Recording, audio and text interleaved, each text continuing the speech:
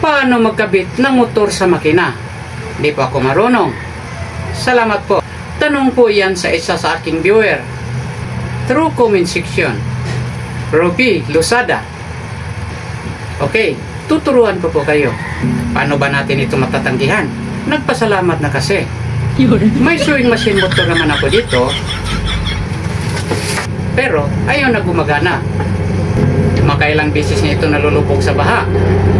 Noong nakaraang linggo, binisita kami ng Bagyong Tino. Napakalaking baha dito. Kaya natatagalan ako sa pag-upload. Pasensya na, bising-busy sa paglilinis. Bumili ako ng bagong sewing machine motor para may maididimo ako sa inyo. Maganda naman akong tao. Mabuti naman akong tao. Pasensya na, Bisaya kasi. Ito ang aking bagong bili sewing machine motor. Bago pa natin ito buksan, magpakilala muna ako.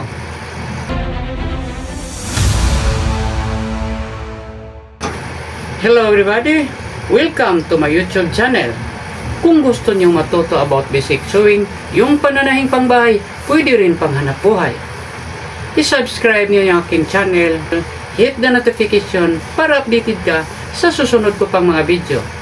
Don't forget to like, share, and comment. Ako po si Tutor Al para sa basic sewing tutorial. Buksan na natin ito. Ito, buksan na natin. Gugupitin na natin para madali.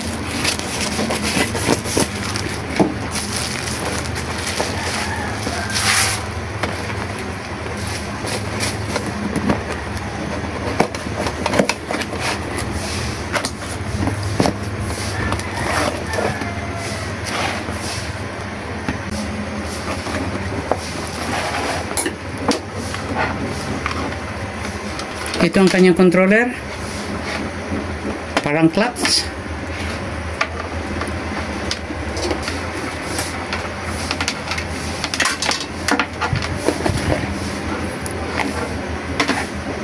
Ito ang motor.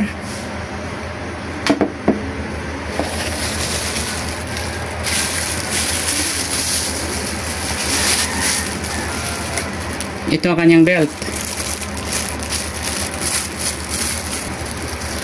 Ito ang belt.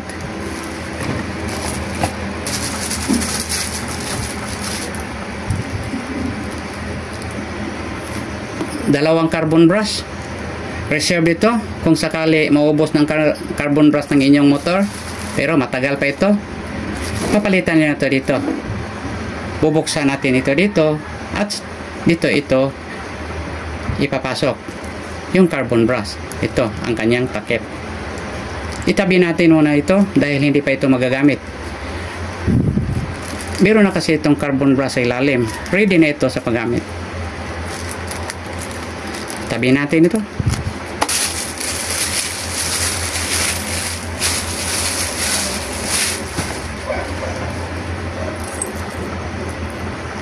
Isang bolt. Ano pang tawag nito? Tornilyo. Isang washer.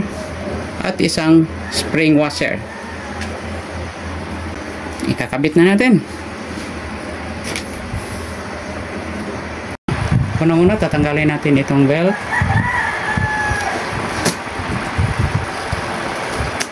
Ayan, natanggal na. Pangalawa, subukan nyo ikutin sa kamay.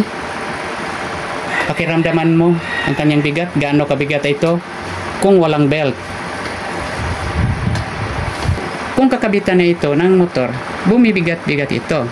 Huwag lang masyadong mabigat dahil ayaw makaikot ang motor. Parang mag-iinit. Itong motor, ito ang ating unang ikakabit.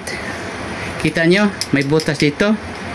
Preparation ito para sa tornilyo na kakapit sa motor. Ito.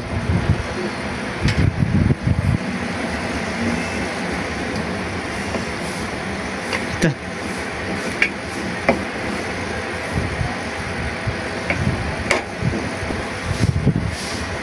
Ito ang washer.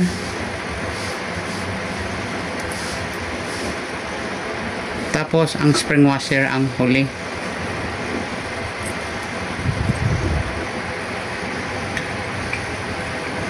Ikutin muna sa kamay.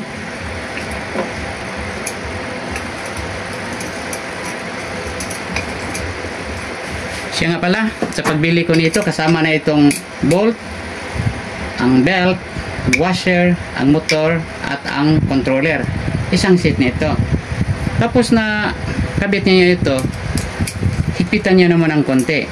Huwag masyado kabitan dahil mag-adjust pa tayo sa belt.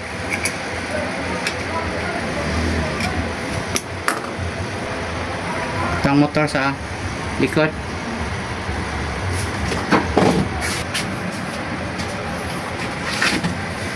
Tapos ang belt ating kakabit, dito natin ito papasok kasi kung dito mahirapan tayo. Dito natin ito ipapasok sa baba. Yan. Ito na. Kaya niluluwagan natin para ma-adjust natin. Tapos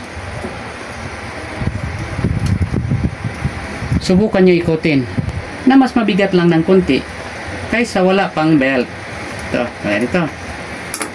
Hipitan natin ng konti pa rin. Ikutin muli. Yan. Parang mas maluwag pa. Kung medyo maluwag, ibaba nyo lang. Adjustable man ito. Pwedeng i-up, pwedeng i-down.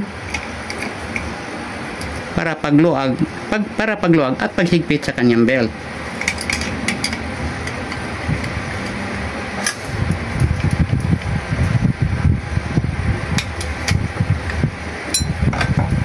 Kung higpitan nyo ito, yung final na higpit, huwag lang masyadong mahigpit.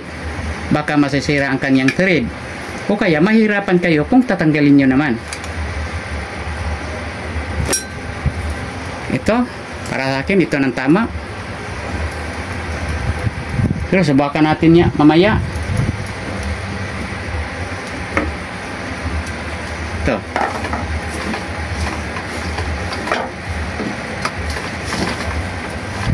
Ngayon, ito naman ang kanyang controller. Ito, ipasok nyo ito dito. Hindi ito pwede mabaliktad dahil kung mali ang pagpasok nyo, hindi ito mukakasya. Hindi ito papasok. Tingnan nyo, ito. Dito rin ito. Kung mali ang pagpasok niyo, hindi ito mapasok. Yan. Ito. Pasok na. Ilagay natin ang controller sa baba. Ito, ilagay nyo sa sahig. Kung saan nyo pabor sa pag-apak. Kasi apakan ito. Parang ganun. At isaksak natin ito sa outlet. Subukan natin. Apakan na natin.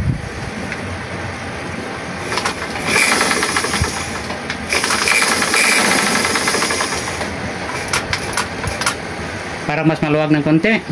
Kasi kung pigilan nyo at apakan nyo, dumudulas ang belt.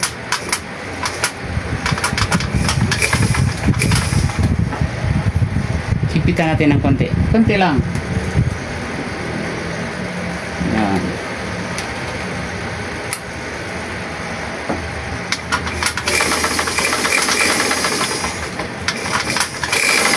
Ito na.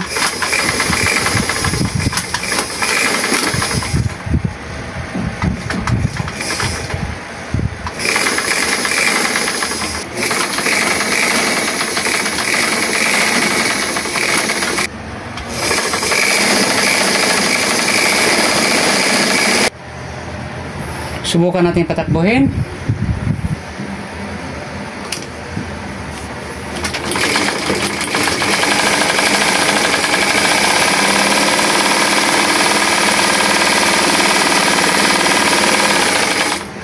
kagandahan lang kasi kung motor ang inyong makina, hindi na kayo magpapagod sa pagpadyak. Pero kung hindi pa kayo marunong magpadyak, kailangan mo yan. Kailangan marunong ka magpadyak bago pa kayo gumagamit ng motor.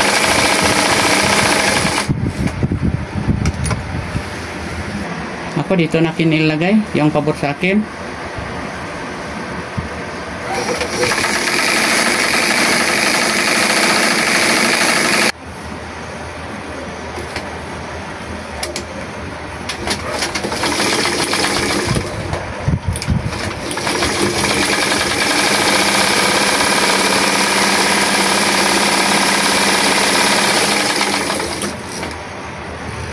naikabit na natin ang sewing machine motor. Sana'y natuto kayo. Kung may gusto pa kayo matutunan sa akin, mag-comment lang kayo. Kung alam ko lang, hindi ako magdadalawang isip, tuturuan ko kayo. Ako po si Tutorial para sa basic sewing tutorial. Good luck, good health, God bless.